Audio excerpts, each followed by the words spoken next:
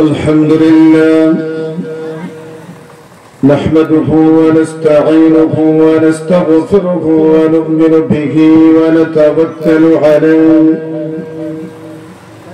ونعوذ بالله من شرور أنفسنا ومن سيئات أعمالنا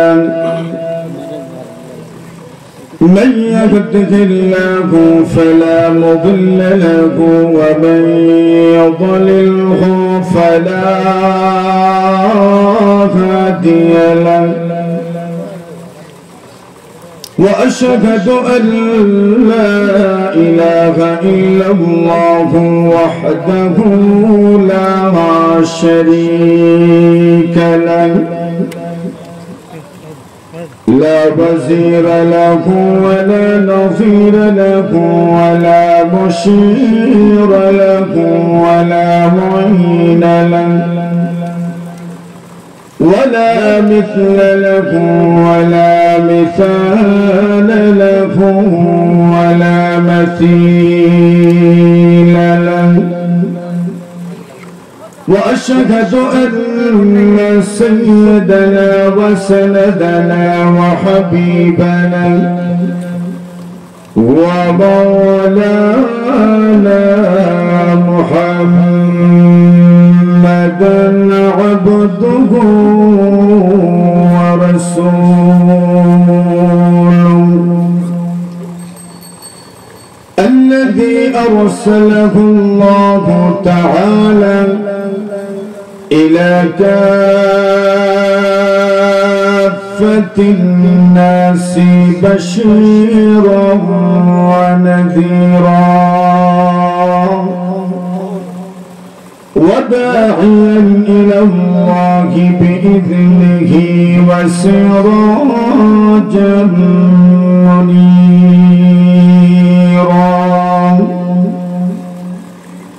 أما بعد فقد قال الله تعالى في كلامه المجيد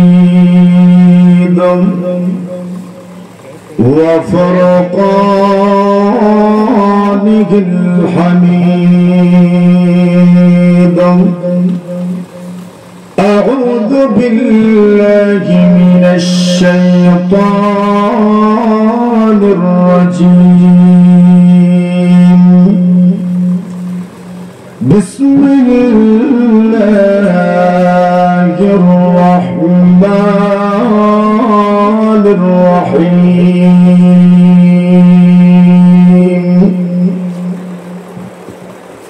محمد رسول الله والذين معه أشداء على الكفار رحماء بينهم تراهم ركعا سجدا يبتغون فضلا من الله ورضوانا سيماهم في وجوههم من أثر السجود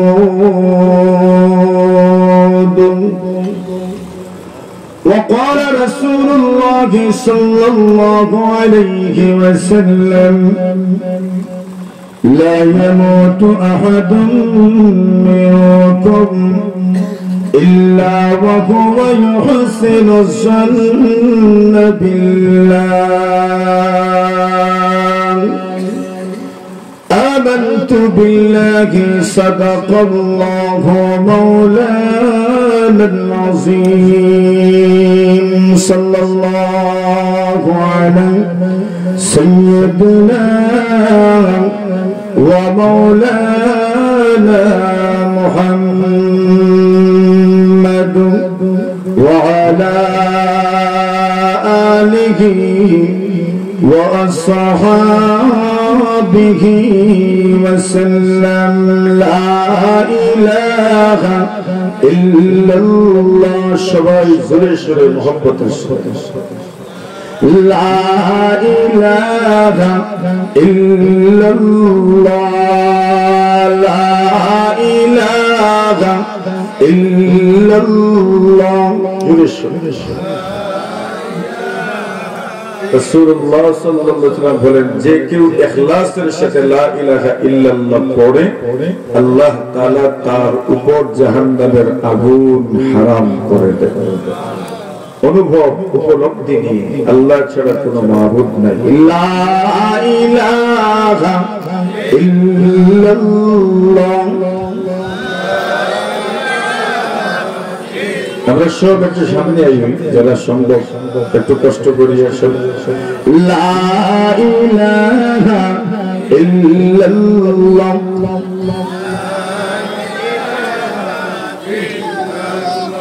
साहिल से लगेगा कभी मेरा भी सफीना,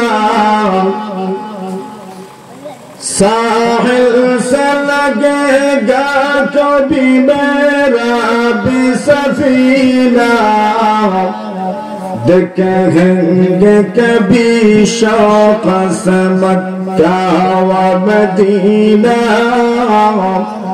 देखेंगे कभी शौक से मक्का व मदीना, इश्क का मौजूद है हर दिल में दफीना, इश्क का मौजूद है हर दिल में दफीना, मिलता नहीं लेकिन कभी बेखून पसीना, मिलता नहीं लेकिन कभी बेखून पसीना, अल्लाह रखे ये जोश मोहब्बत के बहारे, अल्लाह रखे ये जोश मोहब्बत के बहारे,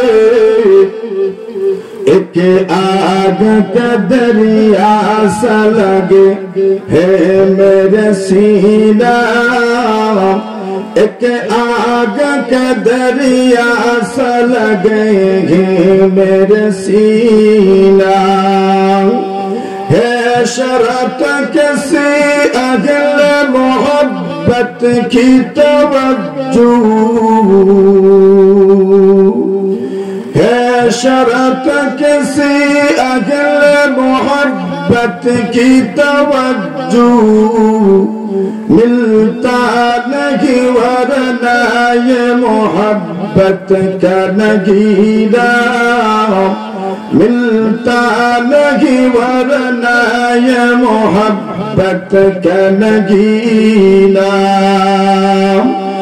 माना के मसाइब घर इश्क में अखतर, माना के मसाइब घर इश्क में अखतर, पर उनके करम से जो उतरता है सकीना, पर उनके करम से जो उतरता है सकीना, ला इलाहा इल्लल्लाह।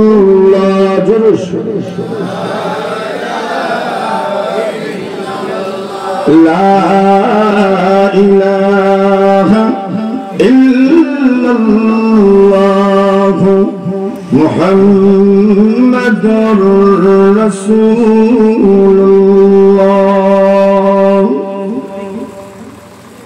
ঐতিহ্যবাহী দ্বীনি সংগঠন হুব্বে রাসূল সাল্লাল্লাহু আলাইহি ওয়াসাল্লাম ইসলামী যুব সংঘের উদ্যোগে পেকুপাড়া জামে মসজিদের 11তম বার্ষিক তাফসীরুল কোরআন মাহফিলের সম্মানিত সভাপতি মুআজ্জাজ মুকাররম হযরত উলামায়ে কেরাম, মুরব্বী সাহেবান, যুবক ভাইয়েরা, পর্দার আড়ালে অবস্থানরত অত্যন্ত শ্রদ্ধেয় সম্মানিত মা ও বোনেরা, আল্লাহ পাক রব্বুল আলামিনের অসংখ্য অগণিত শুকর আদায় করছি, যিনি আজকের এই মহতী মাহফিলের সমাপনী অধিবেশনে পদ্মখার এই আয়োজনে আপনাকে আমাকে শরীক হওয়ার তৌফিক দান করেছেন।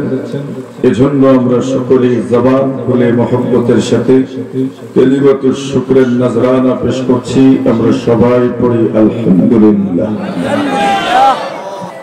এই সংগঠনের নাম অত্যন্ত ব্যতিক্রমী এক নাম, হুব্বে রাসূল সাল্লাল্লাহু আলাইহি ওয়াসাল্লাম।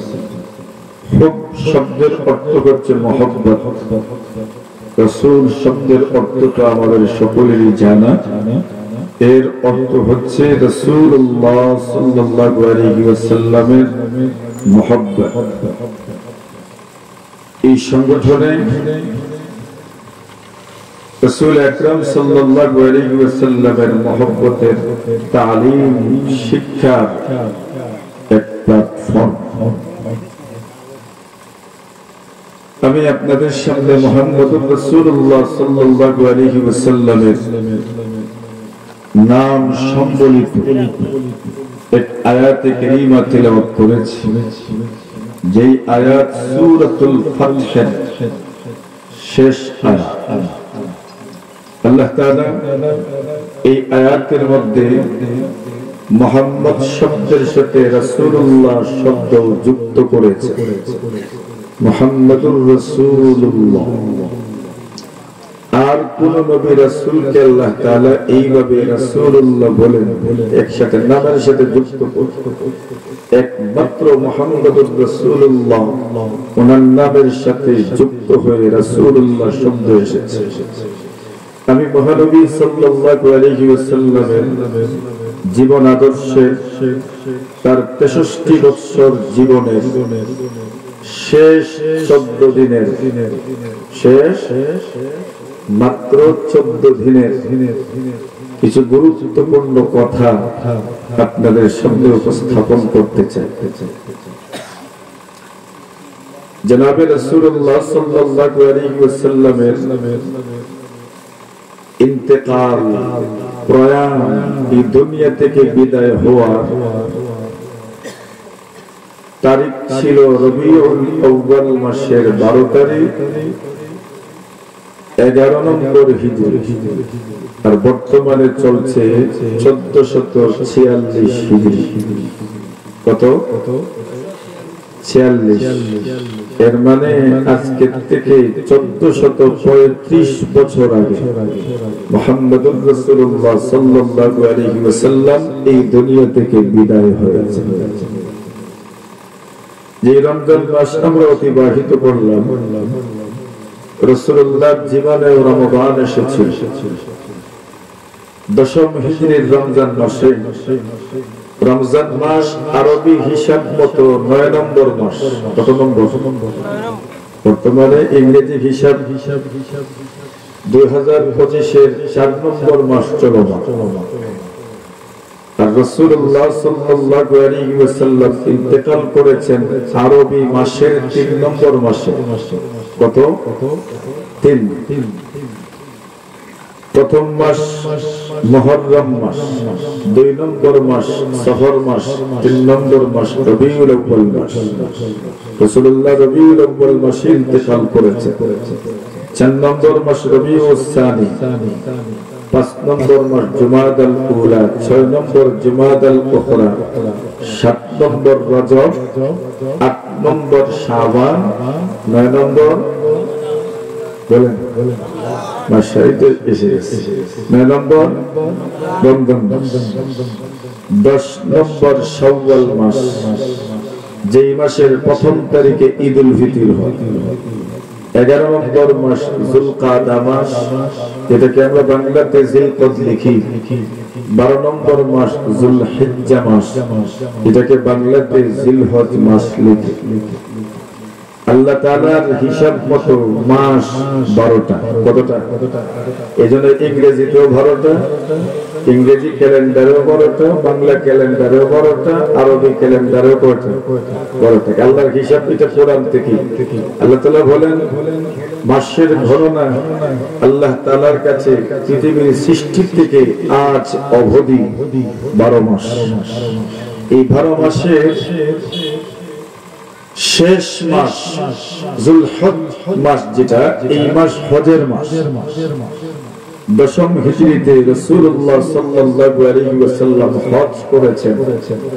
এই হজকে বলা হয় বিদায়ী হজ। কি হজ? বিদায়। এজন্য ইতিহাসের পাতায় এক ভাষণ, সবচেয়ে বেশি প্রসিদ্ধ ভাষণ, এটাকে বলা হয় বিদায় হজ্জের ভাষণ। কোন হজের ভাষণ? বিদায় হজের ভাষণ। রাসূলুল্লাহ দুনিয়া থেকে বিদায় হওয়ার আগে যে হজ করেছেন সেই হজের ভাষণ। এটা রাসূল এই বক্তৃতা, এই ভাষণ দিয়েছিলেন 10 হিজরির 12 নম্বর মাসে। আর এর আগে 9 নম্বর মাসে, 10 হিজরির 9 নম্বর মাসে রাসূল ইতিকাফ করতেন প্রত্যেক বছরই। রাসূলুল্লাহ শেষ বছর 10 নম্বর বছর, 10 নম্বর হিজরিতে রাসূল ইতিকাফ করেছেন 20 দিন। কতদিন? 20 দিন। কথাগুলো কেন বলছি পরে বলছি। রাসূলুল্লাহ ইতিকাফ করেছেন 20 দিন। প্রশ্ন হলো 20 দিন ইতিকাফ কেন করলেন? অন্যান্য মাসে, অন্যান্য বছর রমজান মাসে 10 দিন ইতিকাফ করতেন, আর শেষ বছর রাসূলুল্লাহ দশম হিজরিতে ইতিকাফ করেছেন কতদিন? 20 দিন। মুহাদ্দিসিনে কেরাম লিখেন রাসূল আল্লাহর পক্ষ থেকে কিছুটা ইঙ্গিত পেয়ে গিয়েছিলেন ওনার হায়াতে জিন্দেগি আর বেশি দিন নাই। সুবহানাল্লাহ। এজন্য রাসূল তার জীবনের শেষ সময়টাকে আমলের মাধ্যমে রাঙ্গানোর চেষ্টা করেছিলেন। রাসূলুল্লাহ রমজান মাসে 20 দিন ইতিকাফ করেছেন। এর মানে রাসূলুল্লাহ তার ইন্তেকালের কয়েক মাস আগের থেকেই তার চলনে, বলনে, কথনে, কথাবার্তায়, উঠা বসায় এই কথা বোঝা যাচ্ছিল যে রাসূল মনে হয় দুনিয়াতে আর বেশি দিন থাকবেন। শেষ যখন হজে গেলেন, সেই হজের বক্তৃতা যদি আপনি দেখেন তো দেখবেন পুরা দুনিয়ার শাসন ব্যবস্থা, সমাজ ব্যবস্থা, রাষ্ট্র ব্যবস্থা সব কিছুর মিশ্রণে এমন এক ভাষণ দিয়েছেন আজ পর্যন্ত ওই ভাষণকে কেউ চ্যালেঞ্জ করতে পারে না। এমন এক বক্তৃতা রাসূল করেছেন। সেই ভাষণ দেওয়ার একটা পর্যায়ে রাসূল বলেছে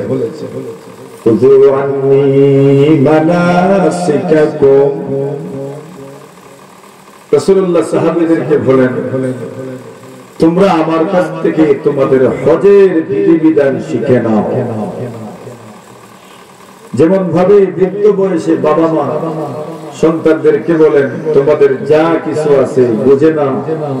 আল্লাহ রাসূল দশম হিজরির 12 নম্বর মাসে হজের সময় বক্তৃতা দিতে গিয়ে বলেছিলেন, খুযু আন্নী মানাসিকাকুম, তোমাদের হজ এবং যত বিধিবিধান আছে সেই কথাগুলো তোমরা শিখে নাও। কেন? রাসূল স্পষ্ট করেছেন, আমি জানি না আগামী দিনে এই স্থানে তোমাদের সাথে আমার দেখা হবে কিনা, তা আমার জানা নাই। সুবহানাল্লাহ। রাসূল ইঙ্গিত করে দিচ্ছেন আমি আর দুনিয়াতে বেশি দিন থাকছি। তাহলে বোঝা গেল রাসূল আকরাম সাল্লাল্লাহু আলাইহি ওয়াসাল্লামের জীবনের শেষ সময়ে কথাবার্তা, চলনে বলনে অস্বাভাবিক একটা ভাব ফুটে উঠেছে, যেটার মাধ্যমে প্রতীয়মান হচ্ছিল রাসূল মনে হয় দুনিয়াতে আর বেশি দিন থাকবেন না। গেল সফর মাস, কোন মাস? মুহররম মাস। এরপরে সফর মাস। সফর মাসের 28 তারিখ অথবা 29 তারিখ, কত তারিখ? 29 মনে রাখেন। আল্লাহ রাসূল সাল্লাল্লাহু আলাইহি ওয়াসাল্লাম গেলেন বাকিয়ে এক জানাজা। বাকিয়ে মানে যেটাকে আমরা জান্নাতুল বাকিয়ে বলি। জান্নাতুল বাকি মানে মদিনার কবরস্থানকে জান্নাতুল বাকি বলা। আল্লাহ রাসূল সাল্লাল্লাহু আলাইহি ওয়াসাল্লাম ওই কবরস্থানে এক জানাজায় গেলেন, এবং শুধু জানাজাই নয়, যেন রাসূল তার জীবদ্দশায় তার সাহাবায়ে কেরাম মৃত যারা তাদের সাথে যেন শেষ জিয়ারতে রাসূল গেছেন। সুবহানাল্লাহ। এজন্য মৃত ব্যক্তিদের কবর জিয়ারত মৃত ব্যক্তিদের জন্য অনেক ফায়দামন্দ। আল্লাহ রাসূল যখন কবর জিয়ারতে গেলেন, জানাজায় গেলেন, আসার সময় রাসূল অসুস্থ হয়ে পড়লেন। অসুস্থ ছিলেন পুরা 14 দিন। কতদিন? 14 দিন। কি পরিমাণ অসুস্থতা! আল্লাহ রাসূল সাল্লাল্লাহু আলাইহি ওয়াসাল্লামের শরীরে এই পরিমাণ জ্বর।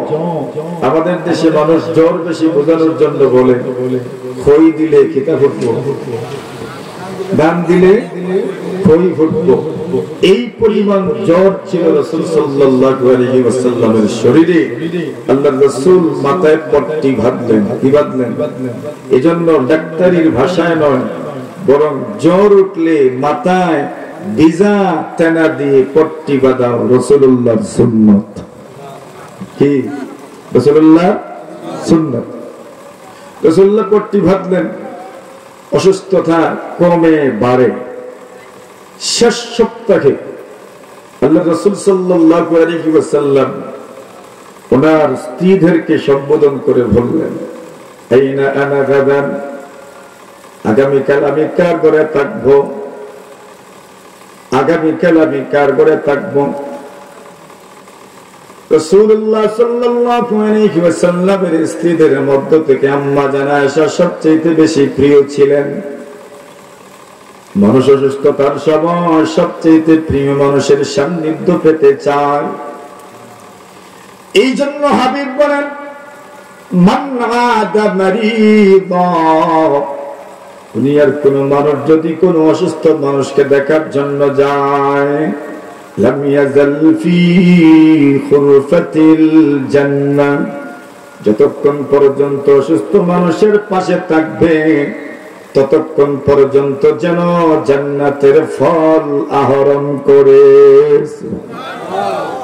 অসুস্থ মানুষকে দেখতে যাওয়ার প্রতি রাসূল উদ্বুদ্ধ করেছে।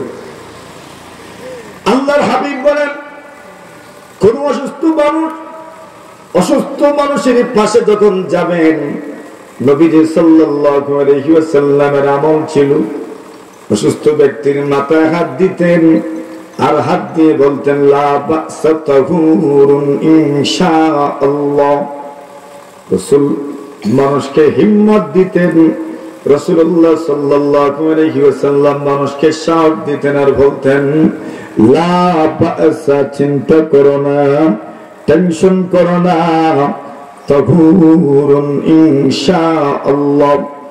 সুস্থ হবেন না হোক এই কথা ক্লিয়ার করতেন না, কিন্তু বলতেন তাহুরুন ইনশাআল্লাহ।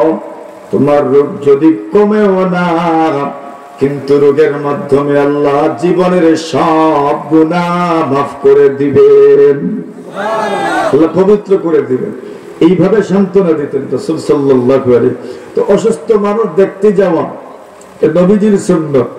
আর অসুস্থ মানুষকে দেখতে গেলে এখনো আমাদের সমাজে যারা অসুস্থ মানুষকে দেখার জন্য যাওয়ার পরেই ওই অসুস্থ ব্যক্তি ওনার প্রিয়জনের কথা বলেন, তোমার অমুক আসেন নিবা,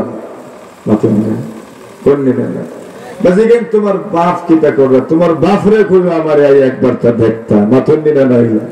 কেন? অসুস্থ মানুষ যখন হয় তখন সবচেয়ে প্রিয় মানুষের সান্নিধ্য পেতে চায়। আল্লাহর হাবিব সাল্লাল্লাহু আলাইহি ওয়াসাল্লামের স্ত্রীদের মধ্য থেকে সবচেয়ে প্রিয় ছিলেন আম্মা জানা আয়েশা সিদ্দিকা রাদিয়াল্লাহু তাআলা আনহা। আজওয়াজে মুতাহহারাত নবীজি সাল্লাল্লাহু আলাইহি ওয়াসাল্লামের প্রশ্নের জবাবে বলেন, ইয়া রাসূলুল্লাহ, ইয়া হাবিবাল্লাহ, আগামীকাল আপনি কার ঘরে থাকবেন? এই প্রশ্নের উত্তর জানার দরকার নাই, আমরা বুঝে নিতে পেরেছি আপনি কি বোঝাতে চাচ্ছেন।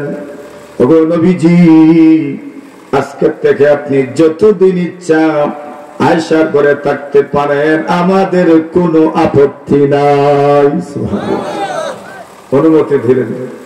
ওই জীবনের শেষ যাওয়া রাসূলুল্লাহ সাল্লাল্লাহু আলাইহি ওয়াসাল্লাম দুইজনের কাঁধে বর্দি হাসিবান রাসাহু, আল্লাহর হাবিব মাথায় পট্টি বাঁধা অবস্থায় আম্মা জান আয়েশা সিদ্দিকা রাদিয়াল্লাহু তাআলা আনহার ঘরে গেলেন। আম্মা জান আয়েশা সিদ্দিকার ঘরে যাওয়ার পরে বুধবার দিন, আজকে কি বার? শুক্রবার। বুধবার দিনে নবীজি সাল্লাল্লাহু আলাইহি ওয়াসাল্লাম এমন অসুস্থ হইলেন, এই পরিমাণ জ্বর, একবার হুশ আসে, আরেকবার হুশ চলে যায়, আরেকবার হুশ আসে, আরেকবার হুশ চলে যায়। এই জন্য মরণের আগে কোন মানুষ যদি বড় অসুস্থতায় পড়ে যান, তবে জীবনে এমন কোন ধারণা করিয়েন না, না জানি কত বড় গুনাহ উনি করেছেন। রাসূলুল্লাহ সাল্লাল্লাহু আলাইহি ওয়াসাল্লাম বলেন, কোন মানুষ যদি আল্লাহ পাক তার জন্য জান্নাতের মধ্যে যে স্থান পূর্ব নির্ধারণ করে রেখেছেন, ওই স্থানের উপযোগী যদি না হতে পারে আমলের মাধ্যমে, অসুস্থতার মাধ্যমে আল্লাহ তাআলা ওই স্থানের উপযোগী বানাইয়াই তবে দুনিয়া থেকে বিদায় দেন। সুবহানাল্লাহ। এজন্য অসুস্থ হইলে তাকে নিয়ে কোন ধরনের ট্রল করা উচিত নয়। হোক না সে দুশমন, হোক না সে শত্রু, হোক না সে অন্য কেউ, কোনোভাবেই তাকে নিয়ে ট্রল করা যাবে না। এটা আল্লাহর পক্ষ থেকে অনেক বড় রহমত। সুবহানাল্লাহ। আল্লাহ রাসূল যখন অসুস্থ হইলেন, এইভাবে আল্লাহ রাসূল সাল্লাল্লাহু আলাইহি ওয়াসাল্লামের দিন যাচ্ছে বুধবার দিন। নবী আলাইহিস সালাতু ওয়াস সালাম বলেন, পত্নীদেরকে বলেন, স্ত্রীদেরকে বলেন, তোমরা আমার জন্য পানির ব্যবস্থা করো। রাসূলুল্লাহ সাল্লাল্লাহু আলাইহি ওয়াসাল্লাম বলেন, বিভিন্ন কুয়ার পানি তোমরা একটা বর্তনের মধ্যে রাখো, ওই বর্তন থেকে বিভিন্ন কুয়ার মিশ্রিত পানি, বিভিন্ন জায়গার মিশ্রিত পানি আবার মাথার উপর তোমরা ডালতে থাকো। নবীজি সাল্লাল্লাহু আলাইহি ওয়াসাল্লামের মাথার উপর এই পরিমাণ পানি ডালা হলো, রাসূলুল্লাহ নিজেই বললেন, হাসবুকুম হাসবুকুম, বাস যথেষ্ট হয়েছে, আর পানি ডালতে হবে না। নবীজি কেন সুস্থ হতে চান? নবীজি নিজেই বলেছেন, আমার মনে চায় আমি আমার সাহাবীদের সামনে গিয়ে ওয়াজ করতে চাই। সুবহানাল্লাহ। আমি তাদেরকে কিছু ওয়াজ করতে চাই, কিছু কথা আমার এখনো বাকি রয়ে গেছে, ওই কথাগুলো আমি তাদেরকে বলতে চাই। জোহরের নামাজ কোন নামাজ? কোন দিনের? বুধবারের। বুধবারের জোহরের নামাজের সময় রাসূলুল্লাহ নামাজ পড়াইলেন। আর নামাজ পড়ানোর পরে যেমন ভাবে আমাদের মসজিদগুলোতে তালিম যখন হয়, তখন আমরা সকলেই মাশাআল্লাহ মেহরাবের চতুর্পার্শ্বে জমা হয়ে বসি। আল্লাহ রাসূল সাল্লাল্লাহু আলাইহি ওয়াসাল্লাম সাহাবীদেরকে বললেন, আইয়ুহান নাসু ইলাইয়া, হে লোকজন আমার পাশে আসো, আমার কাছে আসো। ফাতাবু ইলাইহি, বলতে দেরি সাহাবায়ে কেরাম মেহরাবের পাশে যেতে দেরি করেন নাই। এবার ওয়াজ শুরু হইল, এটা আবার মূল ওয়াজ। নবীজি সাল্লাল্লাহু আলাইহি ওয়াসাল্লাম বলেন, সাহাবীরা আমার, লাআনাল্লাহু ইয়াহুদা ওয়ান নাসারা, আল্লাহ পাক ইহুদিদের উপর আল্লাহর অভিশাপ, খ্রিস্টানদের উপর আল্লাহর অভিশাপ। নাউযুবিল্লাহ। কার উপর অভিশাপ? ইহুদিদের উপর অভিশাপ, খ্রিস্টানদের উপর অভিশাপ। কেন অভিশাপ? ওই কথাটা বুঝেন। রাসূলুল্লাহ নিজেই তুলে ধরেছেন কেন অভিশাপ। ইত্তাখাযু কুবুর আম্বিয়াইহিম মাসাজিদ, এরা তাদের নবী রাসূলদের কবরগুলোতে সিজদা করেছে। নাউযুবিল্লাহ। এখন বলেন তো, নবী রাসূলদের কবরে সিজদা করলে যদি আল্লাহর অভিশাপ পড়ে, তো ওলি পীর গোস কুতুবের কবরে সিজদা করলে আল্লাহর অভিশাপ নামবে কিনা? জোরে বলেন, আল্লাহর অভিশাপ নামবে। রাসূল সতর্ক করে যাচ্ছেন, খবরদার, আমার তো ইন্তেকালের সময় ঘনিয়ে এসেছে, কি জানি আমার কবরেও যদি কেউ এমন ভাবে, যদি আমার কবর কেউ মাজার সদৃশ বানিয়ে যদি পূজা করা শুরু করে দেয়, তো আল্লাহর রাসূল আগেই সতর্ক করে গেলেন, ইহুদি খ্রিস্টানদের উপর আল্লাহর অভিশাপ। কেন অভিশাপ? তারা তাদের নবী রাসূলদের কবরে সিজদা করত। খবরদার, তোমরা এমন করতে যেও না। কিয়ামত পর্যন্ত কোন নবী রাসূল, ওলি, পীর, গোস কুতুবের কবরে সিজদা করা হারাম। কথা ঠিক না? এটা মনে রাখার দরকার। সন্তান চাইবো কার কাছে? কত মানুষ মাজারে গিয়ে সন্তান চায়। শাহজালালের মাজারে সন্তান চায়, শাহজালালের নিজেরই তো কি নেই, বিয়ে তো করেন নাই, সন্তান তো নেই। এর মানে কেউ সন্তান দিতে পারে না। ওসিলা করতে পারে, দোয়া করতে পারে, তাদবির করতে পারে, চিকিৎসা করতে পারে, কিন্তু সন্তান দাতা একমাত্র কে? লানাতুল্লাহি আলাল ইয়াহুদি ওয়ান নাসারা। এক নম্বর ওয়াজ। দুই নম্বর ওয়াজ, আল্লাহর হাবিব বিশ্বনবী মুহাম্মদুর রাসূলুল্লাহ সাল্লাল্লাহু আলাইহি ওয়াসাল্লাম সাথী সঙ্গীদের প্রশংসা করলেন। এই জন্য বোঝা যায় সাথী সঙ্গীদেরও প্রশংসা করতে হয়। এই দুনিয়াতে যদি আপনি আপনার সাথী সঙ্গীদের প্রশংসা করেন না, যদি তাদের কাজকে মূল্যায়ন করেন না, এই দুনিয়াতে কাজের মানুষ তৈরি হয় না। নবীজি সাল্লাল্লাহু আলাইহি ওয়াসাল্লাম সবচেয়ে বড় সাহাবী হযরত আবু বকর সিদ্দিক রাদিয়াল্লাহু তাআলার প্রশংসা করতে গিয়ে বললেন, এরে উম্মত, এই দুনিয়াতে যদি আমি আল্লাহ ছাড়া অন্য কাউকে যদি বন্ধু সাব্যস্ত করতাম, আমি আমার সাহাবী আবু বকরকে বন্ধু সাব্যস্ত করতাম। সুবহানাল্লাহ। কেন? আবু বকরের যত অবদান আমার উপরে আছে, আর কোন সাহাবের এত অবদান আমার উপরে নাই। সবার অবদান যদি এক পাল্লায় উঠানো হয়, আবু বকরের অবদান যদি এক পাল্লায় উঠানো হয়, আবু বকরের অবদানের পাল্লা ভারী হয়ে যায়। প্রশংসা কার করলেন? সবচেয়ে প্রিয় ব্যক্তির, সবচেয়ে প্রিয় মানুষের, সবচেয়ে ঘনিষ্ঠ সহচরের প্রশংসা করেছেন। এর মানে বুঝে যায় সবচেয়ে প্রিয় মানুষ, ঘনিষ্ঠ সহচর যারা হবে, এদের প্রশংসা করা দরকার। নবী আকরাম সাল্লাল্লাহু আলাইহি ওয়াসাল্লাম যে প্রশংসা করেছেন, এই প্রশংসার পিছনে কারণ কি? সবচেয়ে বড় কারণ হলো রাসূলুল্লাহ সাল্লাল্লাহু আলাইহি ওয়াসাল্লামের জীবনের সবচেয়ে কঠিন কঠিন মুহূর্তে আবু বকর সিদ্দিক রাদিয়াল্লাহু তাআলা নবীজিকে সঙ্গ দিয়েছেন। গারে সওরেও আবু বকর সিদ্দিক রাদিয়াল্লাহু তাআলা বদর প্রান্তে যেই দিন মাত্র 313 জন সাহাবায়ে কেরামদেরকে নিয়ে রাসূলুল্লাহ যুদ্ধের ময়দানে অবস্থান করছেন। রাসূলুল্লাহ যেখানে অবস্থান করছেন, ওই জায়গাটা যুদ্ধের কলা কৌশল হিসাবে উত্তম জায়গা ছিল না। বেঈমানরা যেই স্থানে অবস্থান করেছে, এটাই উত্তম জায়গা।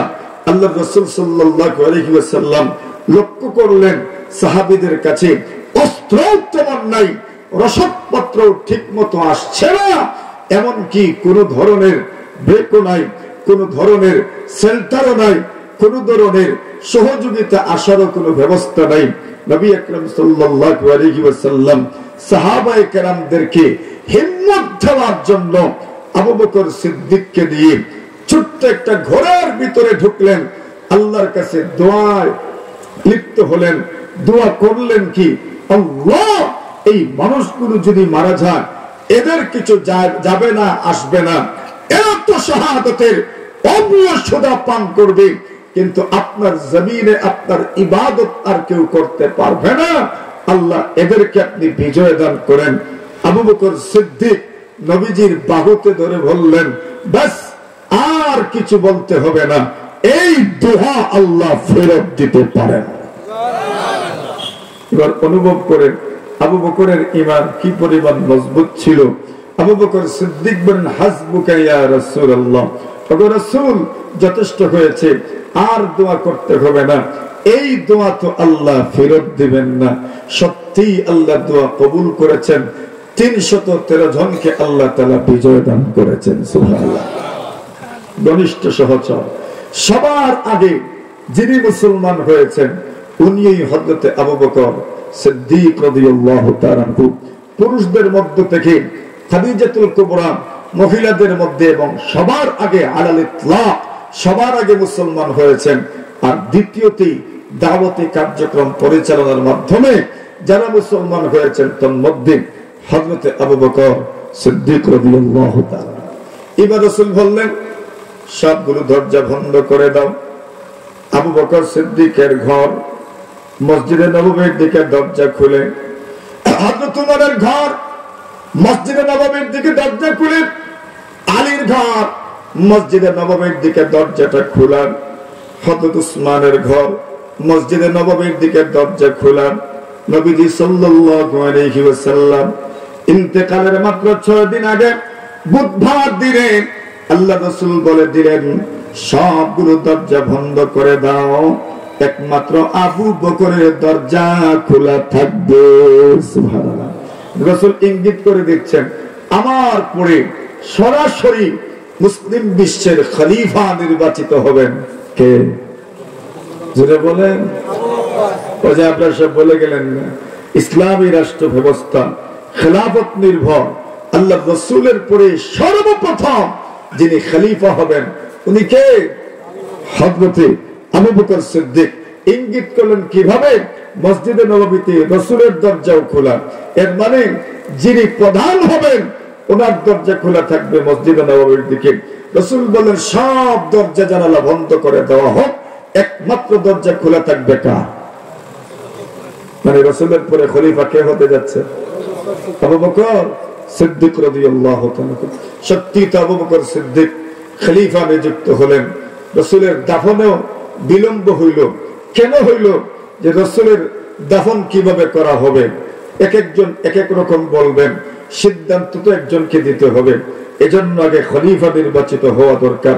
রাসূলের কবর কেমন হবে? সন্দুকি কবর হবে নাকি বগলি কবর হবে? এটার সিদ্ধান্ত খলিফাকেই দিতে হবে।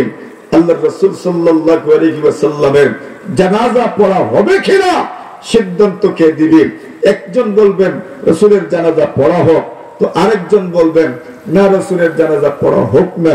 তো সিদ্ধান্ত তো দিতে হবে একজনকে। খলিফা আগে নির্বাচিত হোক। আবু বকর সিদ্দিক খলিফা নির্বাচিত হইলেন। জিজ্ঞাসা করা হলো জানাজা কিভাবে পড়া হবে? আবু বকর সিদ্দিক রায় দিলেন রাসূলের জানাজা প্রত্যেকেই রাসূলের ঘরে ঢুকো আর একজন একজন করে জানাজা পড়ে বের হয়ে যাও। সুরে বলেন রাসূলের জানাজার ইমাম কে? নাই, কেউ ইমাম না। আবু বকর সিদ্দিক জবাব দিলেন হুয়াল ইমামু হাইয়ান ওয়া মাইয়িতান। কে ইমাম হবেন? এটা বড় একটা বিষয় ছিল। ইমাম কে হবেন? রাসূলই তো ইমাম, রাসূলুল্লাহই তো ইমাম। রাসূলুল্লাহর ইমামতি কে করবে?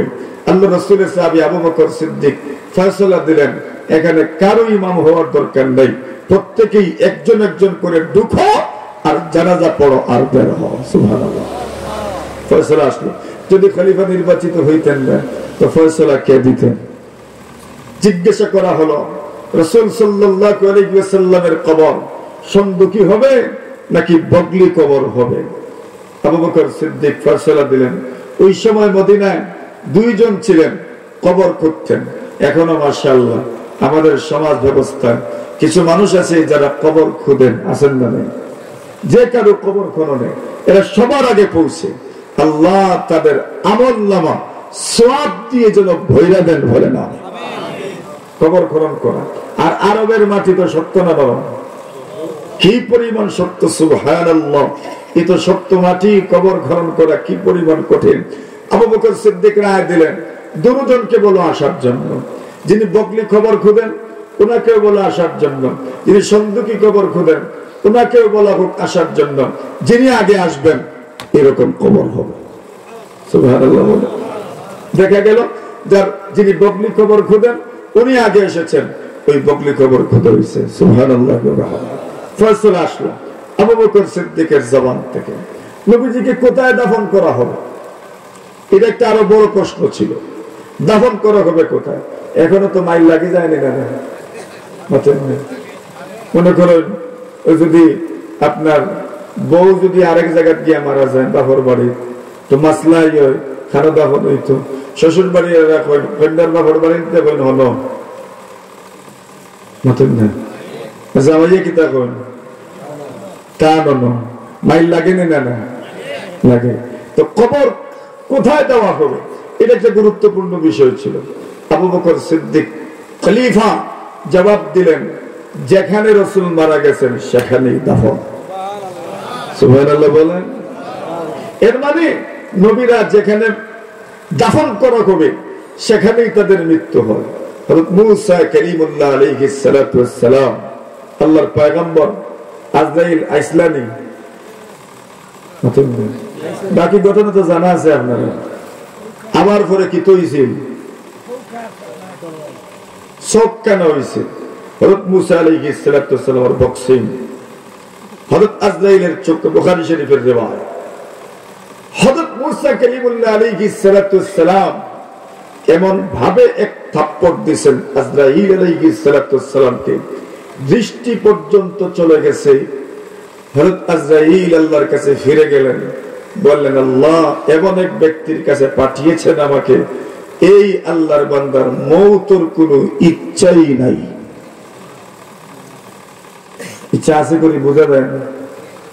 আরসালতানি ইলা আবদিন লা ইউরিদুল মাউত, এমন একজন মানুষের কাছে আমাকে প্রেরণ করেছেন যার মওতের কোনো ইচ্ছাই নাই। আল্লাহ বলেন, আজরাইল উনি কি চায়? বাঁচতে চায়। আল্লাহ বলে, তো মনে হয় বাঁচতেই তো চান। আল্লাহ বলেন, মূসাকে গিয়ে বলো একটা ষাঁড়ের গায়ে যেন হাত রাখে, বলদের গায়ে হাত রাখে, হাতের নিচে যতগুলো পশম আসবে আল্লাহ পাক প্রতিটি পশমের বিনিময়ে 1 বছর হায়াত বাড়ায় দিবেন। এমন অফার যদি আমরা পাই নিতাম, এটা মনে করেন। মূসা কালিমুল্লাহ আলাইহিস সালাতু ওয়াস সালাম আল্লাহকে জিজ্ঞাসা করেন, আল্লাহ সুম্মা মাযা, বুঝলাম অগণিত হায়াত বাড়ানো হবে, এরপরে কি? আল্লাহ জবাব দিলেন, সুম্মাল মাউত, মরতে হবে। মুসা নবী বলেন, তো আর দেরি করতে চাই না, এখনই আমার জান কবজ করে নেন। তবে একটা আবদার করেছিলেন, আল্লাহ আমাকে মসজিদে আকসার নিকটবর্তী করে দিও। সুবহানাল্লাহ জোরে বলেন। মসজিদে আকসার নিকটবর্তী করে দিও। বলছেন কমপক্ষে দূরেও যদি রাখো, 1 ইটার চাইতে বেশি দূরে রাখিও না। সুবহানাল্লাহ। এতটুকু কাছাকাছি নিয়ে যাও। রামিয়াতান বিহাজার, একটা ঢিল মারলে যত দূর যাবে বস এত দূর, এর চাইতে দূরে রাখিয়েন না। কেন? মসজিদে আকসার বরকতময় স্থানে আমি দাফন হতে চাই। ওই মসজিদে আকসা পাশেই মুসা নবী শায়িত। সব নবী রাসূলদের, বেশিরভাগ নবী রাসূলদের কবর মসজিদে আকসার আশপাশ। সুবহানাল্লাহ ওয়া বিহামদিহি। মুসলমান যদি ঘুমন্ত থাকে, এটা সব বিধর্মীদের, ইহুদি খ্রিস্টানদের হাতে চলে যাবে। আসুন সামনে যাই। হযরত রাসূল করিম সাল্লাল্লাহু আলাইহি ওয়াসাল্লামের সাহাবী আবু বকর সিদ্দিক খলিফা নির্বাচিত হলেন। এখানে রাসূল বুধবার দিনে যোহরের নামাজের পরে আল্লাহ রাসূল আনসার সাহাবীদের প্রশংসা করলেন। রাসূল বললেন, সব পুরুষ যদি এক রাস্তায় চলে, আমি রাসূল আনসার সাহাবায়ে কেরাম, মদিনার আনসারীরা যেই রাস্তা দিয়ে চলবে, আমি রাসূল সেই রাস্তা দিয়ে চলবো। সুবহানাল্লাহ। কেন প্রশংসা করেছেন? এরা দুঃসময়ে ইসলামের রাসূলকে সহযোগিতা করেছেন, সাহায্য করেছেন। সুবহানাল্লাহ। এটা ইসলামের দুঃসময়ে সহযোগিতা, এটা সবচেয়ে গুরুত্বপূর্ণ। যে কোনো মানুষের দুঃসময়ে সহযোগিতা এটা যেমন গুরুত্বপূর্ণ, ইসলামের দুঃসময়ে সহযোগিতা সবচেয়ে গুরুত্বপূর্ণ। বর্তমান দুনিয়ার সবচেয়ে বড় সহযোগিতা হবে কিভাবে এই পৃথিবীতে ইসরায়েলের শক্তিকে খর্ব করা যায়, এজন্য চেষ্টা করে যাওয়া। এটাই মুমিনদের সবচেয়ে বড় সহযোগিতা গাজার মানুষের জন্য, ঠিক না? গেল বুধবার দিন, কোন দিন? এখন রয়েছে বৃহস্পতিবার, শুক্রবার, শনিবার, রবিবার, সোমবার। শেষ হইতো না, ইনত থাকি যেত।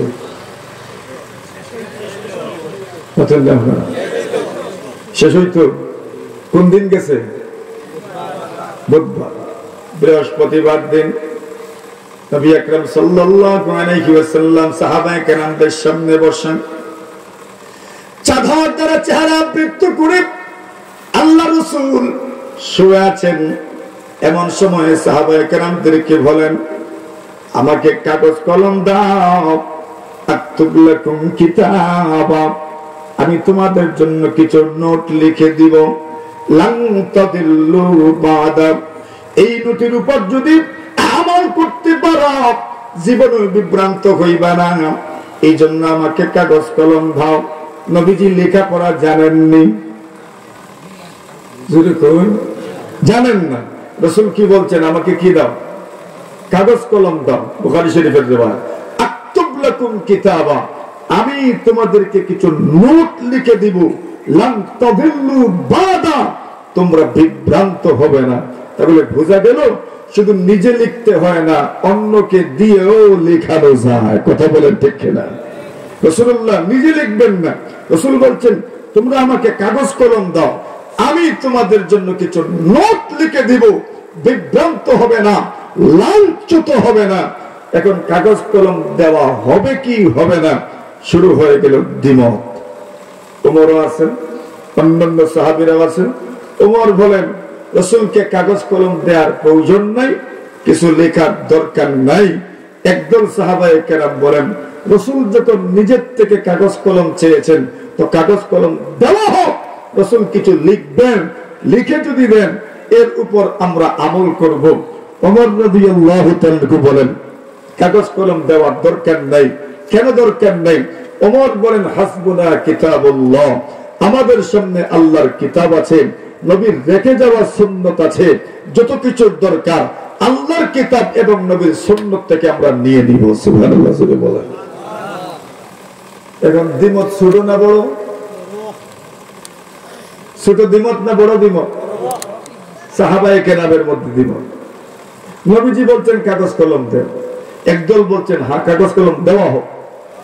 ওমর এবং কিছু সাহাবায়ে কেরাম বলছেন কাগজ কলম দেওয়ার দরকার নেই। ওমরের যুক্তি কি? ওমর বলেন, আল্লাহর কিতাব আমাদের সামনে আছে, সুন্নতে রাসূল আমাদের সামনে আছে, কোনো কিছু নতুন করে লিখতে হবে না। আল্লাহ রাসূল যদি নতুন কিছু লিখেন, আর যদি এটা ব্যাখ্যা সাপেক্ষ হয়, রাসূল যদি দুনিয়া থেকে বিদায় হয়ে যান, উম্মত আরো বিভক্ত হয়ে যাবে। এই জন্য নতুন কিছু লেখানোর দরকার নাই, বিতর্ক সৃষ্টি করার দরকার নাই। ওমরের রায়টা কি পরিমাণ গুরুত্ব ছিল, নবীজি সাল্লাল্লাহু আলাইহি ওয়াসাল্লামের সাহাবীদের মধ্য থেকে হযরত ওমর এই পরিমাণ গুরুত্বপূর্ণ এক ব্যক্তিত্ব। ওমরের সিদ্ধান্তগুলো এত গুরুত্বপূর্ণ সিদ্ধান্ত, আল্লাহ রাসূল সাল্লাল্লাহু আলাইহি ওয়াসাল্লামের স্ত্রী আম্মা জান আয়েশার বিরুদ্ধে যখন জিনার অপবাদ রটানো হলো, আল্লাহর রাসূল আয়েশাকে বাবার বাড়িতে পাঠিয়ে দিলেন। নবীজি সাল্লাল্লাহু আলাইহি ওয়াসাল্লাম সাহাবায়ে কেরামদেরকে নিয়ে পরামর্শে বসলেন। আলী রাদিয়াল্লাহু তাআলা আনহুকে নিয়ে পরামর্শে বসলেন, উমরও পরামর্শে বসলেন, গুরুত্বপূর্ণ সাহাবীরা পরামর্শে বসলেন। আলীকে বললেন, আলী, একে তো দামান কুটুম, একে তো মেয়ের জামাই, পরামর্শটা গুরুত্বপূর্ণ পরামর্শ, বুদ্ধিও মাশাআল্লাহ অনেক বুদ্ধি। আলী রাদিয়াল্লাহু তাআলা পরামর্শ দিলেন, ইয়া রাসূলুল্লাহ, আয়েশাকে যদি আপনি তালাক দিয়ে দেন কোনো অসুবিধা হবে না, যার বিরুদ্ধে জিনার অপবাদ এসেছে তাকে আপনি তালাক দিলেই তো কিচ্ছা খতম হয়ে যায়। আল্লাহ রাসূল সাল্লাল্লাহু আলাইহি ওয়াসাল্লাম ওমরকে বললেন, ওমর তুমি একটু পরামর্শ দাও। ওমর রাদিয়াল্লাহু তাআলা বললেন, ইয়া রাসূলুল্লাহ, আমি যদি পরামর্শ দিতে যাই, আপনাকে আগে প্রশ্ন করতে চাই, আপনি যে আয়েশাকে বিয়ে করলেন, আয়েশা এবং আপনার বিয়ের মধ্যখানে উকিল কে ছিলেন? সুবহানাল্লাহ। উকিল বিয়ে করলে কিতা লাগে? যে কোনো সমস্যা মানুষে খারে মাথায়, জোরে কোন উকিল রে মাথায়। এখন হযরত রাসূল আকরাম সাল্লাল্লাহু আলাইহি ওয়াসাল্লাম কে প্রশ্ন করেন, ইয়া রাসূলুল্লাহ, আয়েশাকে যে আপনি বিয়ে করলেন উকিল ছিলেন কে? রাসূলুল্লাহ বলেন, আয়েশা আর আমার বিয়ের মধ্যখানে উকিল তো স্বয়ং আল্লাহ। রাসূলে উকিল স্বয়ং। কেমনে? রাসূলুল্লাহ বলেন, একদিন জিবরিল আমিন আলাইহিস সালাম রেশমের কাপড় দিয়ে পেঁচিয়ে একজন মেয়ের ফটো, চেহারা, সুরত, আকৃতি আমার সামনে নিয়ে আসলেন আর বললেন, দেখেন তো পছন্দ হয় কিনা। রাসূল বলেন, মাশাআল্লাহ, অনেক পছন্দনীয়। আল্লাহর রাসূলকে জিবরিল বললেন, এই মেয়ের সাথে আল্লাহ আপনার বিয়ে সাব্যস্ত করেছেন।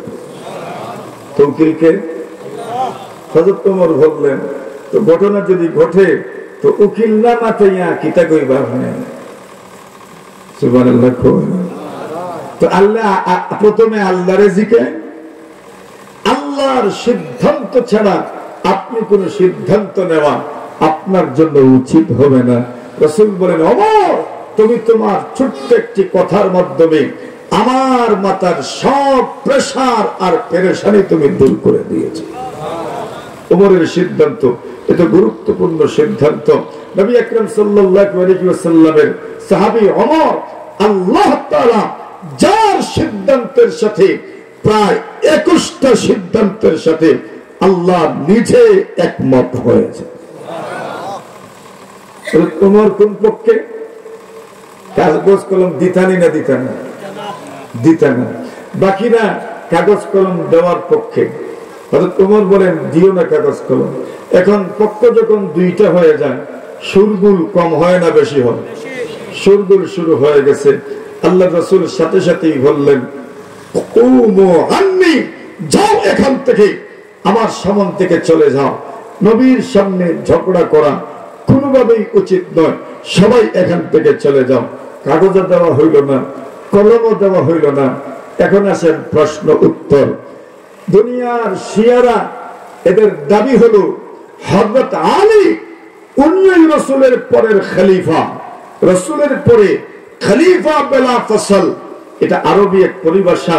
রাসূলের পরে সরাসরি খলিফা হবেন হযরত আলী রাদিয়াল্লাহু তাআলা আনহু। এটা শিয়াদের দাবি।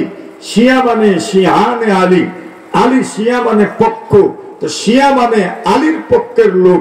এরা বলে আবু বকর এবং ওমর এবং বাকি সব সাহাবায়ে কেরাম আলীকে খলিফা হতে দেন নাই, খেলাফতি ছিনিয়ে নিয়েছেন। জোরে বলেন নাউজুবিল্লাহ। এজন্য শিয়ারা আবু বকরকে কাফির মনে করে, ওমরকে কাফির মনে করে। নাউজুবিল্লাহ। জোরে বলেন। যত শিয়াদের এমন আকীদা আবু বকর কাফির, যত শিয়াদের এমন আকীদা ওমর কাফির, এরা কাফির কোনো সন্দেহ নাই। এজন্য ইরান ইসরায়েলের উপর আক্রমণ করবে, আর ইরান গাজা আর ফিলিস্তিনের পক্ষ নিবে, এমন স্বপ্ন জীবনেও দেখে লাভ নাই।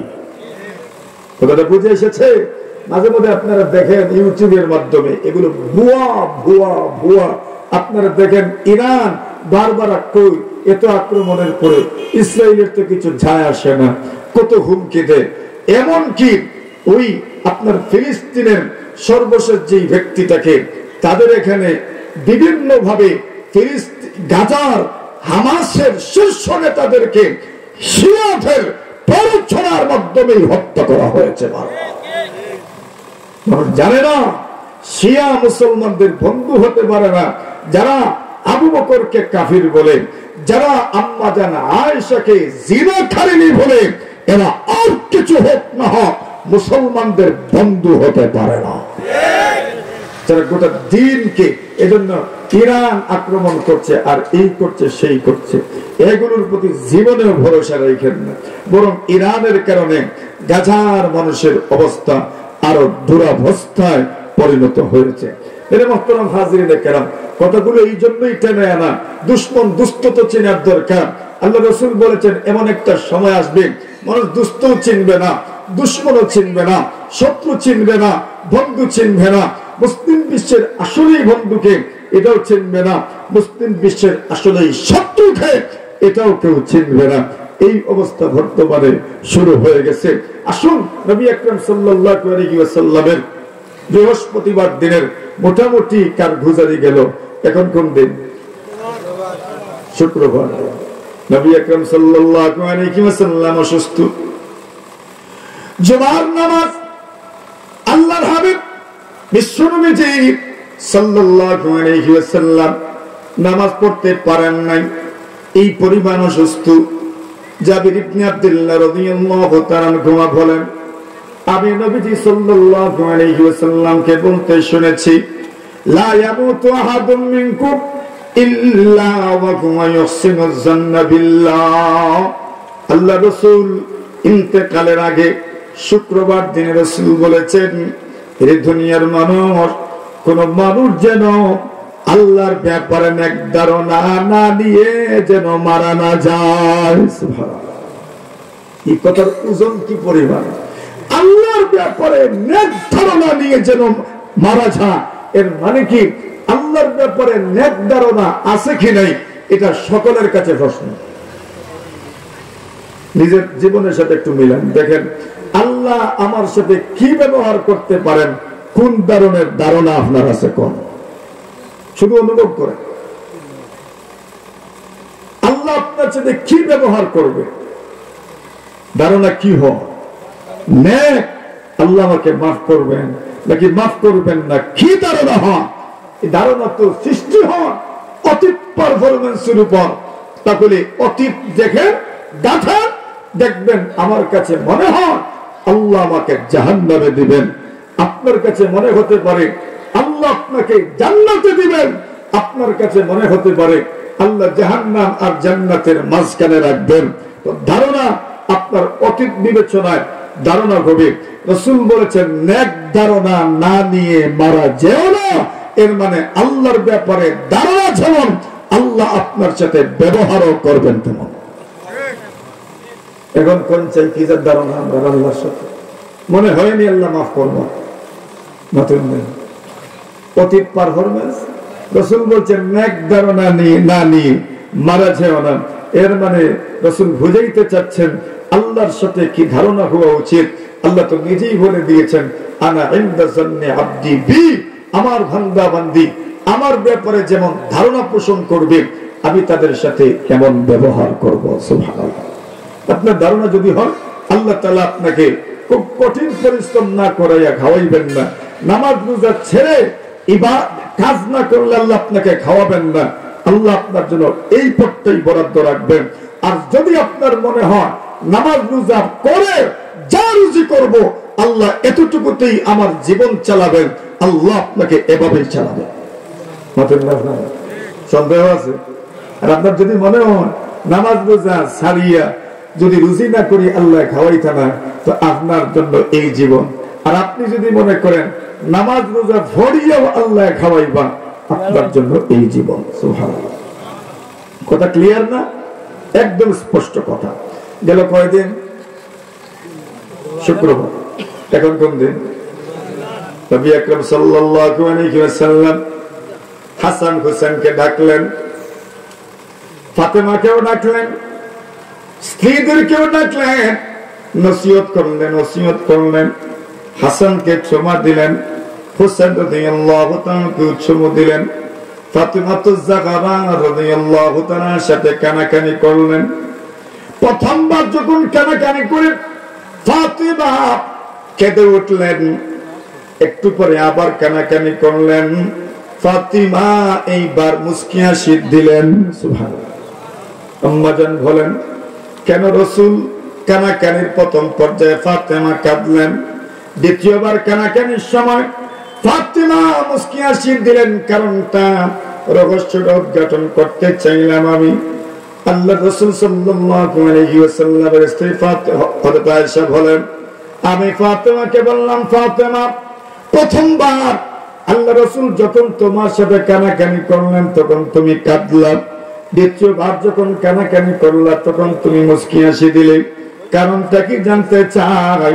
ফাতিমা বলতে চান না, আম্মা জান কেউ বলতে চান না, এ তো সিক্রেট বিষয়, রাসূল বলেছেন। শেষ পর্যন্ত ফাতিমা বলতে বাধ্য। ফাতিমা বলেন, আম্মা জান, আমার সঙ্গে যখন আব্বা জান প্রথমে কানাকানি করেন তখন আমাকে বলেছেন, ফাতিমা, তোমার আব্বা জান এই রোগেই দুনিয়া থেকে বিদায় হয়ে যাবেন। সুবহানাল্লাহ। মেয়েরা তো এমনিতেই বাবাদের ভক্ত থাকে, মেয়েরা এমনিতেই বাবাদের ভক্ত থাকে, মেয়েরা যেই পরিমাণ মহব্বত করে বাপদেরকে, ছেলেরাও এই পরিমাণ মহব্বত করে না, ঠিক না? এই জন্য রাসূলুল্লাহ বলছেন, ও উম্মাহ, মনে রেখো, শুনে রেখো, লা তাকরাহুল বানাত, মেয়েদেরকে অপছন্দ করো না, ফাইন্নাকুন্নাল মুনিসাতুল গালিয়াত। আল্লাহ রাসূল বলেন, মেয়েরা হচ্ছে অন্তরঙ্গ সম্পর্ক স্থাপনকারী মহামূল্যবান সম্পদ, হচ্ছে মেয়ের জাত। সুবহানাল্লাহ। মেয়েরা বাবাদের প্রতি যাদের মহব্বতের অকৃত্রিম মহব্বত, অলৌকিক মহব্বত, ভরিথা মুক্ত মহব্বত, মেয়েদের তাকে বাবাদের সাথে। এজন্য রাসূল বলেছেন, মেয়েদেরকে তোমরা অপছন্দ করো না, এরা যত দ্রুত অন্তরঙ্গ সম্পর্ক স্থাপন করতে পারে, দুনিয়ার আর কেউ এত দ্রুত অন্তরঙ্গ সম্পর্ক স্থাপন করতে পারে না, ঠিক না? এই দুনিয়াতে সব বাবারা মেয়েদের কাছে দুর্বল। এই জন্য শ্বশুর বাড়ি মেয়ে যখন বিয়ে দেওয়া হয়, তখন মেয়ের বাড়ির কোন ধরনের দুঃখ কষ্ট শুনলে সবচেয়ে বেশি কষ্ট হয় কার? বাবা। সব কিছু বাবা করতে রাজি, দিতে রাজি। কেন? বলে আমার মেয়ের যেন কষ্ট না হয়, মেয়ের যেন কষ্ট না হয়। রাসূল বলছেন, রে উম্মত, লা তাকরাহুল বানাত, মেয়েদেরকে তুমি অপছন্দ করো না, ফাইন্নাকুন্নাল মুনিসাতুল গালিয়াত। এই পৃথিবীর জমিনে এত অন্তরঙ্গ সম্পর্ক স্থাপনকারী মহামূল্যবান সম্পদ আর কিছু হতে পারে না। সবচেয়ে মহামূল্যবান সম্পদ হচ্ছে মেয়ের জাত। ফাতেমা বলে, আমি কাঁদলাম। এরপর রাসূল আমাকে বললেন, ফাতেমা, মনে রেখো, আমার ইন্তেকালের পরে আমার খানদানের মধ্যে সবার আগে আমার সাথে সাক্ষাৎ হবে তোমার। রাসূল বলেন, ফাতেমা বলেন, যোগ্য মৃত্যু সংবাদ। কি সংবাদ? আমার ইন্তেকালের পরে সর্বপ্রথম আমার খানদানের মধ্য থেকে তোমার মুলাকাত হবে আমার সাথে, যোগ্য মৃত্যু সংবাদ। কিন্তু আব্বা জানের সাথে আমার সাক্ষাৎ হবে, এর চাইতে বড় চাওয়া আর পাওয়া আমার জন্য আর কিছু হতে পারে না। এই জন্য অটোমেটিক মুস্কি হাসি আমার মুখ থেকে বের হয়ে গেছে। সুবহানাল্লাহ। গেল কোন দিন? শনিবার। রবিবার দিন রাসূলুল্লাহ সাল্লাল্লাহু আলাইহি ওয়াসাল্লাম নিজের সব কিছু আল্লাহর রাস্তায় সদকা করে দিলেন। কারণ কি? এই হুকুম আমাদের জন্য নয়, সবকিছু সদকা করে দেওয়ার হুকুম আমাদের জন্য নয়। আল্লাহ রাসূল সবকিছু কেন সদকা করে দিলেন? রাসূল বলেন, নাহনু মাআশিরুল আম্বিয়া লা নুরাস মা তারাকনা সাদাকা। নবী বলেন, আমরা নবীগণ, আমাদের কোনো ওয়ারিশ হয় না, ফরাইজদার হয় না। আমরা যা সম্পদ দুনিয়াতে রেখে যাই সব আল্লাহর রাস্তায় সদকা হয়ে যায়। আমাদের জন্য বিধান কি? আমাদের জন্য বিধান হইল, আল্লাহ রাসূল বলেন, আন তাদারা ওয়ারাসাতাকা আগনিয়া খায়রুল লাকা মিন আন তাদারাকুম আলাতান ইয়াতাকাফফুনান নাস। আল্লাহ রাসূল বলেন, নিজের ভবিষ্যৎ প্রজন্মকে মুঠামুঠি স্বাবলম্বী করে রেখে যাওয়া এটা উত্তম। ওই পরিস্থিতিতে নিজের সন্তানদেরকে রেখে যাওয়ার চাইতে, যে এরা মানুষের কাছে হাত পাতবে, এমন পরিস্থিতিতে রেখে যাওয়ার চাইতে এদেরকে মোটামুটি স্বাবলম্বী করে রেখে যাওয়া প্রত্যেক মা বাবার জন্য উত্তম। সুবহানাল্লাহ। এদের সব দিয়ে দেওয়ার কথা ইসলাম আমাদেরকে বলে নাই। হ্যাঁ, আবু বকরের মতো ঈমান যদি হয় সব দিয়ে দেন। কার মতো ঈমান? আর আবু বকরের মতো ঈমান যদি না হয় তো বলছেন কি দিবেন? বলে অতিরিক্তটা দিয়েন, প্রয়োজন অতিরিক্তটা দিয়েন, সব দিয়েন না। এটা সব আজকে দিবেন, কালকে নিচে হাত ফাটবেন। আর আবু বকরের মতো ঈমান যদি হয় তো আপনি আজকে সব দিলেও হাত আর পাতবেন না। নবী জিজ্ঞাসা করবেন, কি রেখে এসেছো বাড়ির জন্য? আপনি বলবেন, আল্লাহ রাসূলকে রেখে এসেছি। সুবহানাল্লাহ জোরে বলেন। কি রেখে এসেছো বাড়ির জন্য? বলে আল্লাহ এবং তার রাসূল রেখে এসেছি, কিছুই রেখে আসে নাই, সব নিয়ে এসেছি আপনার সামনে। রাসূল বলে, কি রেখে এসেছো বাড়ির জন্য? বলে আল্লাহ রাসূলকে রেখে এসেছি। ঈমান আবু বকরের ঈমান, সব দিয়ে দেন। আর এমন ঈমান যদি না থাকে, সব দেওয়ার কোনো কথা নাই। কোনটা দিবেন? প্রয়োজন অতিরিক্তটা আল্লাহর রাস্তায় দিবেন, ইনশাআল্লাহ। রাসূল সব দিয়েছেন কেন? নবীর কি নাই কোনো ওয়ারিস? নাই, কোনো ওয়ারিস নাই। নবীজির ইন্তেকালের পরে ফাতেমা আবু বকরের কাছে নবীজির সম্পদের দাবি করেছেন, হযরত আলী সম্পদের দাবি করেছেন, আব্বাস নবীর চাচা সম্পদের দাবি করেছেন, মেয়ে হিসেবে সম্পদের দাবি করেছেন, চাচা হিসেবে সম্পদের দাবি করেছেন এবং মেয়ের জামাই হিসেবে সম্পদের দাবি করেছেন। আবু বকর সিদ্দিক বলেছেন, নবীজির যে সিদ্ধান্ত, এই সিদ্ধান্তের বাহিরে আমি যেতে পারবো না। সুবহানাল্লাহ। মানে নবীর সম্পদ ওনার ইন্তেকালের পরে সব কি আল্লাহর রাস্তায় সদকা, এখানে ফরাইজ চলে না। এজন্য রাসূল সব সদকা করে গেছে। এখন কোন দিন? রবিবার শেষ। এখন কোন দিন?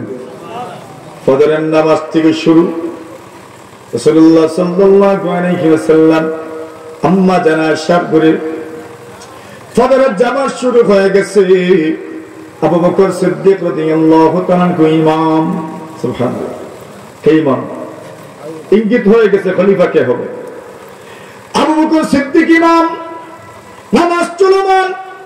নবীজি সাল্লাল্লাহু আলাইহি ওয়াসাল্লাম আম্মা জানা সাবগুরের পর্দাটা সরাইলেন। জামাত যখন চলমান দেখেছেন, নবীজি বড় খুশি হইলেন। নবীজির চেহারা এত উজ্জ্বল, এত সুন্দর, এত সুন্দর, এমনিতেই তো সুন্দর। আর রাসূল এতদিন অসুস্থ ছিলেন, চেহারার অন্যরকম অবস্থা ছিল। হঠাৎ করে যখন আজকে সুস্থ হয়ে গেছেন, এই পরিমাণ সুন্দর লাগছে রাসূলুল্লাহ সাল্লাল্লাহু আলাইহি ওয়াসাল্লামকে। সাহাবায়ে কেরাম বলেন, একদিকে নামাজ চলমান আর আমরা চোখ একটু নবীর চেহারার উপরে গিয়ে পড়ছে। মনে এত আনন্দ লেগেছে, মন চেয়েছে নামাজ ভেঙ্গে রাসূলকে জিজ্ঞাসা করি, ইয়া রাসূলুল্লাহ আপনার কেমন লাগছে? সুবহানাল্লাহ। এত সুন্দর চেহারা লাগছিল রাসূলুল্লাহ। নামাজ ভেঙ্গে দিতে চেয়েছিলাম, নামাজ ভেঙ্গে রাসূলকে বলল, কেমন বোধ করছেন ইয়া রাসূলুল্লাহ? শেষমেশ কোনমতে আবু বকর সিদ্দিক নামাজ শেষ করলেন। সকলেই নবীজির কাছে আসলেন, জিজ্ঞাসা করলেন, ইয়া রাসূলুল্লাহ কেমন লাগছে? নবী আকরাম বলেন, আলহামদুলিল্লাহ সুস্থ হয়ে গেছে। সুবহানাল্লাহ। ইন্তেকাল কোন দিন? সোমবারে। ওই দিনেই সকালে সুস্থ। মনে রাখবেন, আল্লাহ তাআলা অনেক অসুস্থ মানুষকে ইন্তেকালের আগে সামান্য সময়ের জন্য কিছুটা সুস্থতা আল্লাহ সুস্থ করে দেন। কেন? যাতে করে ওসিয়ত নসিয়ত চাইলে উনি করতে পারেন। সুবহানাল্লাহ বলেন। দেখবেন আপনি যত ঘটনা আছে সব ঘটনাতেই দেখবেন উনি মৃত্যুর আগে কিছুটা সময় না হইলেও মোটামুটি হুঁশে ছিলেন এবং ভালো অবস্থায় ছিলেন। নবীজি সকালবেলা এই পরিমাণ সুস্থ, চেহারার উজ্জ্বলতা এই পরিমাণ, আল্লাহু আকবার। ওই চেহারার দিকে তাকানোর পরে মনে হয়েছে নামাজ ভেঙ্গে রাসূলকে জিজ্ঞাসা করি, কেমন আছেন? নামাজটা শেষ হইল।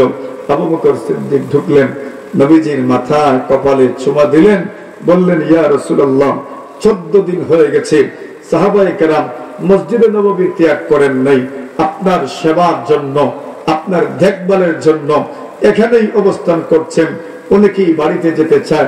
আমারও আরেকটা সংসার আছে, ওই সংসার মদিনা থেকে একটু দূরে, আমি তাদেরকেও দেখার জন্য যেতে চাই। আপনি তো এখন সুস্থ, আমাকে যাওয়ার অনুমতি দেন। নবীজি অনুমতি দিলেন। সকলেই যার যার বাড়িতে চলে গেলেন। আম্মা জান আয়েশা বলেন, যখন দ্বিপ্রহর শুরু হলো, চাষের সময় যখন শুরু হলো, 9টা 10টা যখন শুরু হলো, রাসূলুল্লাহর সাকারাত শুরু হয়ে গেল। সুবহানাল্লাহ বলে। আম্মা জান বলেন, নবী আলাইহিস সালাতু ওয়াস সালাম আমার বুকে হেলান দিয়ে বসে। আল্লাহ পাকের শুকর, আল্লাহর নিয়ামত আমার উপর। ইন্না বিন নিআমিল্লাহি তাআলা আলাইহি, আল্লাহ কত কত নিয়ামত আমাকে দিয়েছেন। আম্মা জান বলেন, আল্লাহ পাক আমার রাসূলকে আমার দিনে ইন্তেকাল করিয়েছেন। সব স্ত্রীদের এক এক দিন নির্ধারিত ছিল। নবীজি তো সপ্তাহ দিন থেকে ওনার ঘরে, কিন্তু আম্মা জান বলেন, যেই দিন বাস্তবে আমার ঘরে থাকার কথা, এই দিনে রাসূলের ইন্তেকাল। আম্মা জান বলেন, নবীজিকে আল্লাহ পাক আমার তুতির নিচে আর বুকের মধ্যে হেলানরত অবস্থায় রাসূল দুনিয়া থেকে বিদায় হয়েছেন। আম্মা জান বলেন আমি যখন রাসূলকে নিয়ে হেলান দিয়ে বসে আছি, আব্দুর রহমান ইবনে আবু বকর আমার ভাই যখন আমার ঘরে প্রবেশ করলেন, বিয়াদিহি সিওয়াকুন, মিসওয়াক হাতে আমার ঘরে প্রবেশ করলেন।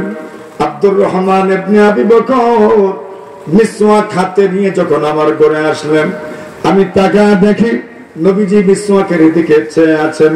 আমি রাসূলকে বললাম, নবীজি গো, এই মিসওয়াকটাকে আমি আপনাকে এনে দিব। আল্লাহর নবীজি মাথা দ্বারা ইঙ্গিত করে বললেন, হ্যাঁ মিসওয়াকটা তুমি আমাকে এনে দাও। ফাআশারা বিরাসিহি আয়নাহা, মাথা দ্বারা ইঙ্গিত করে রাসূল বললেন মিসওয়াকটা এনে দাও।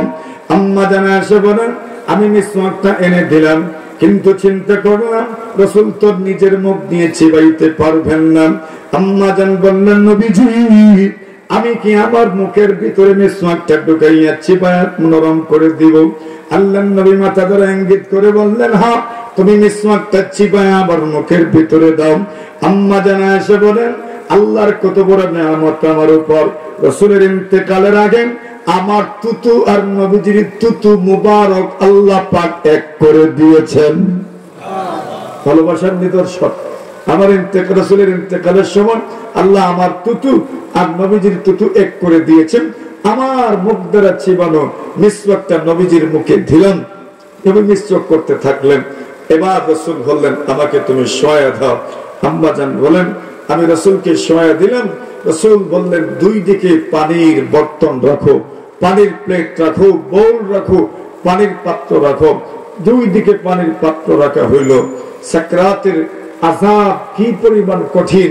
মুমিন মুসলমান যখন মারা যান, মৌতের সময় কপাল ঘামে, সুবহানাল্লাহ বলেন। কপালের ঘাম দেখেই মানুষ বুঝে যায় আল্লাহর বান্দার ইন্তেকাল হয়ে গেছে। কপাল ঘামতেই থাকবে।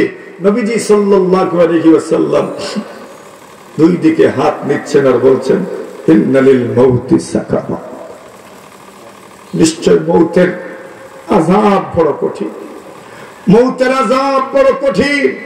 ইন্নালিল মাউতি সাকারাত। দুই দিকে পানির বর্তন, প্লেট, পাত্র। হাত নেন আর পানি এনে মাথায় দেন, হাত নেন পানি এনে মাথায় দেন আর বলেন, ইন্নালিল মাউতি সাকারাত, ইন্নালিল মাউতি সাকারাত, ইন্নালিল মাউতি সাকারাত। কোন মানুষ যদি মিসওয়াকের উপর আমল করে, আল্লাহর রাসূল বলেন মৌতের সময় আল্লাহ কালিমা নসিব করে। মিসওয়াকের উপর আমল করতে হলে তো আগে নামাজ তো পড়তে হবে। নামাজ পড়া লাগতো না, লাগবো, নামাজ তো পড়তে হবে।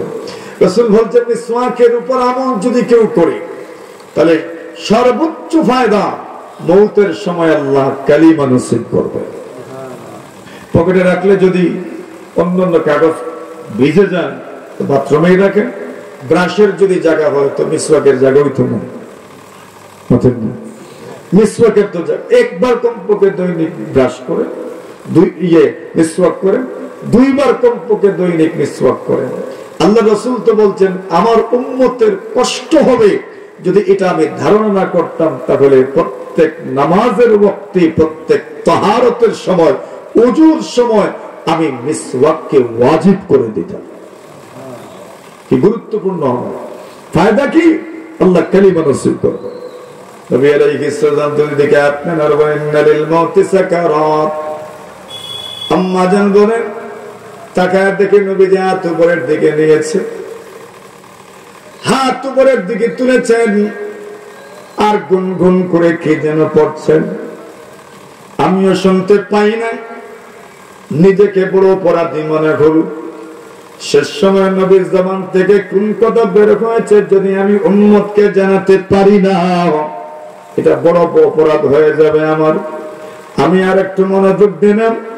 এইবার শুনে রাসূল পড়ছেন, মাআল্লাযীনা আনআমাল্লাহু আলাইহিম মিনান নাবিয়্যিন ওয়াস-সিদ্দীকীন ওয়াশ-শুহাদা'i ওয়াস-সালিহিন। নবীজি উপরে হাত নিয়ে বলেন, আল্লাহ নবীদের সাথে আমার হাসর করিও, সিদ্দিকদের সাথে আসর করিও, শহীদদের সাথে আসর করি, নেককার মানুষের সাথে আসর করো। আল্লাহুম্মা রাফিকাল আলা, আয় আল্লাহ আপনার সাথে আমাকে মিলায়া দেন। আম্মা জান বলেন, ওগুলো পড়ছেন, হঠাৎ করে দেখি হাত নিচের দিকে চলে এসেছে। আম্মা জান বলেন, নবুয়তের দীপ্ত সূর্য দুনিয়া থেকে বিদায় হয়েছে। ইন্না লিল্লাহি পড়ে, ইন্না লিল্লাহি ওয়া ইন্না ইলাইহি। সবক কি? চলে যেতে হবে। যেটুকু দুনিয়াতে যা ভালো আমল করবেন, যা কাজ করবেন, যা মানুষের সহযোগিতা করবেন, এটাই নামায় আমালে উঠে আসবে। কেউ কিছু নিয়ে যাব না দুনিয়াতে, সব রেখে যেতে হবে। যত বাহাদুরি, যত বীরত্ব, যত ধন সম্পদ, কিছুই থাকবে না, সব পড়ে থাকবে। কেউ কিছু নিয়ে যেতে পারবো না, পারবো না। কেউ কিছু নিয়ে যেতে পারবে। রাসূলুল্লাহর মৌতের সময় যদি এমন হয়, তো আমাদের মৌতের সময় কি পরিমাণ আযাব হবে। সাকরাত সবার আছে, কোন মৌত উত্তম? মানুষ বলে হঠাৎ পড়ছে আর মরছে, ও মৌত উত্তম। রাসূল বলছেন হঠাৎ পড়া আর মরা, তওবাও করতে পারলো না, আত্মীয় স্বজনের কাছ থেকে মাফিও নিতে পারলো না, এই মৌত উত্তম হতে পারে না। কোন মৌত উত্তম? রূপ সহ মৌত, এটাই উত্তম মৌত। সুবহানাল্লাহ। মৌতের আগে আল্লাহ রূপ দেন, রূপ থাকবেই। রাসূলেরও রূপ হয়েছে, মরজুল ওয়াফাত। কাউকে টল করিয়েন না, বাস জীবনের শেষটা যেন ভালো হয়, এই চিন্তা সব সময় রাখা দরকার। এজন্যই তালকিনের আমল। উম্মত থাকবে, সন্তানাদি থাকবে, তালকিন হবে। কিভাবে তালকিন? যে আত্মীয় স্বজন বসবে আর কালিমা পড়বে, কালিমার তালকিন করবে। তো মৌতের জন্য প্রস্তুতি থাকতো না ইনশাআল্লাহ।